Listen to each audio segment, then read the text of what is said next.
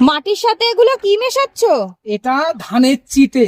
যারা ছাদ বাগানে গাছ করো, স্পেশালি ফলের গাছ করো, তারা অবশ্যই ধানের চিটের ব্যবহার শুরু করো। এটা ব্যবহারের বেশ কিছু সুবিধা রয়েছে। প্রথমত, ধানের চিটে ব্যবহার করলে ড্রেনেজ সিস্টেমটা খুব ভালো হবে, জল দাঁড়াবে না। দ্বিতীয়ত, এটা অনেক হালকা, এটা ব্যবহার করলে ছাদে ওয়েট অনেক কম পড়বে।